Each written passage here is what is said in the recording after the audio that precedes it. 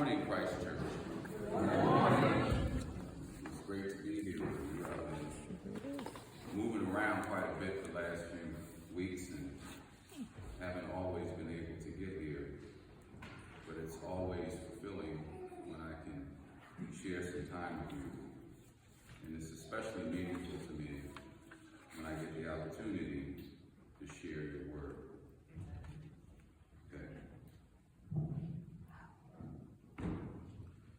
So today, we're asked to not be terrified, but to live faithfully when everything shakes. There's a lot of anxiety in our world today. And the gospel starts off with the anxiety of something very beautiful crumbling. The scene opens with people admiring the temple, this magnificent structure adorned with beautiful stones and precious gifts. It represented stability, divine presence, permanence. And then Jesus introduces anxiety. He says, the days will come when not one stone will be left upon another. Not one stone. We know this feeling. We watch institutions we trusted crumble. We see political norms we thought were permanent dissolve. We witness environmental systems we assume were stable teetering. We feel the ground shifting beneath relationships, economies, certainties we built our lives upon. And like the disciples, we ask, Teacher, when will this be? What are the warning signs? We want to know when the collapse is coming so we can prepare ourselves, protect ourselves, perhaps even prevent it. And notice, Jesus does not say, he doesn't reply, don't worry, the temple will be fine. He doesn't minimize the threat or give us false comfort. Instead, he goes on to catalog the catastrophes, wars and insurrections, like we fear of our political violence and social breakdown. Nations rising against nations, playing on our anxiety about international conflict. Earthquakes. We think a lot about environmental fears, don't we? Famines and plagues. And we've had health anxieties of our own as we're still raw from the pandemic. Persecution, betrayal, even death. Like our fears of being targeted, abandoned, and even destroyed. Jesus acknowledges every anxiety we carry. But then comes his command. Do not be terrified. Do not be terrified. He doesn't say these things won't happen. But when they happen, do not be terrified. This is where the gospel challenges our anxious age. We spend enormous amounts of energy trying to predict, prevent, and protect ourselves from every disaster. And Jesus says, the path forward isn't control. It's courage, rooted in trust. Think about the Thessalonian temptation. Thessalonians 3:6-13 becomes powerfully relevant here. That early church faced the same anxiety the disciples felt in Luke 21. Some believed the end was so near that they stopped working, stopped engaging with normal life. They became busybodies. You know any of them? Busybodies, consumed with speculation, spreading anxiety, living in what we might call doom scrolling mode. How many of you do that? Some of us wake up every morning doom scrolling on the internet. Paul's response, keep working. Don't be weary in doing what's right. And the connection to me is pretty straight. When Jesus says, do not be terrified, he's not calling us to passive resignation. The opposite of terror isn't inactivity, it's faithful engagement. Paul models this. Even while preaching the gospel, he worked night and day with his own hands. Today, anxiety tempts us to either overwork frantically, or be paralyzed and withdrawn. You know, what's the point if it's all falling apart? But Jesus and Paul call us to a third way. Steady, purposeful work done in trust, not terror. We parent our children. We show up for our jobs. We invest in relationships.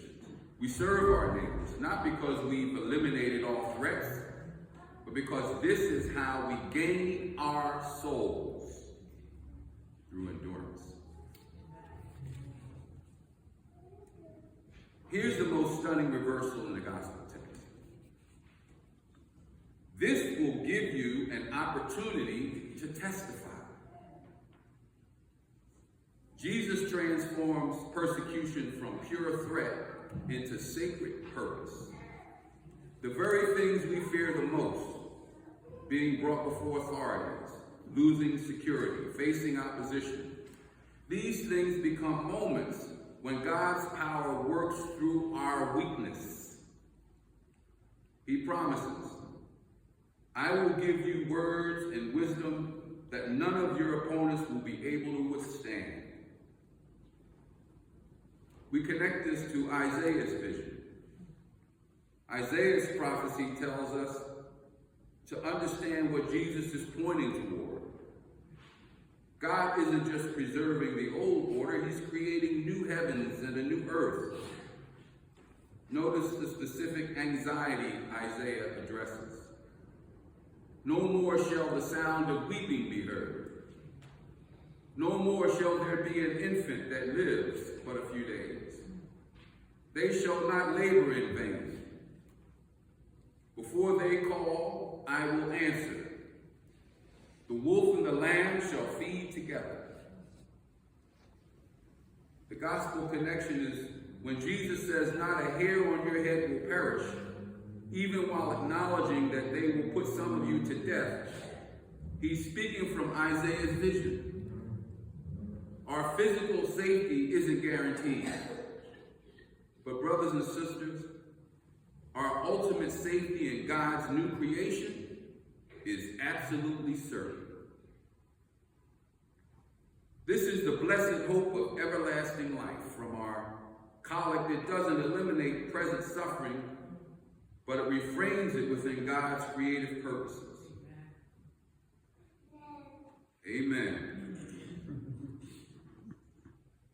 This gives us the spiritual practice for living unterrified in terrifying times. The canticle we recall, surely it is God who saves me. I will trust in him and not be afraid. This isn't denial, it's a daily choice to draw water with rejoicing from the springs of salvation. We should practice by acknowledging our fears. Jesus does this in Luke 21. We should continue our faithful work as Paul demonstrates. We should rehearse God's promises. We choose trust over terror again and again. For the Lord is my stronghold and my sure defense. When Jesus says, I will give you words, he's inviting us into his trust. We don't have to manufacture our own defense, our own security, our own wisdom. It will be given. By your endurance, you will gain your souls. The gospel ends with this remarkable promise. Not by your anxiety, not by your preparation, not by correctly predicting the timeline of disaster, but by your endurance. And what does endurance look like? Let's draw it from the text. It looks like Paul's steady work, doing what's right without weariness, even when outcomes are uncertain. It looks like Isaiah's joy, being glad and rejoicing in what God is creating, even before we fully see it. It looks like the Canticle's testimony, making God's deeds known, remembering his exalted name. It looks like trusting Jesus' promise that when we face our worst fears, we won't face them alone or unprepared. The stone that cannot be thrown down. Think about it. The temple stones were thrown down, just as Jesus predicted. But he rose from the dead. Every earthly security will eventually fail us. Every beautiful structure will crumble. But the God who is creating new heavens and a new earth is utterly reliable. Our calling in anxious times isn't to predict when disaster will strike, prevent every possible threat, protect ourselves into perfect safety. Our calling is to trust God who saves. Work faithfully in our daily lives. Testify to hope even in persecution. Endure with the confidence that not a hair of our heads will ultimately perish. And draw water from living springs. When wars and rumors of wars come, the ground shakes beneath us. When beautiful things we cherish fall apart, Christ Church, do not be terrified. For the God who created the world is creating it anew, and he is creating his people as joy, and us as a delight. The sound of weeping will not have the final word. Surely it is God who saves me. I will trust in him and not be afraid.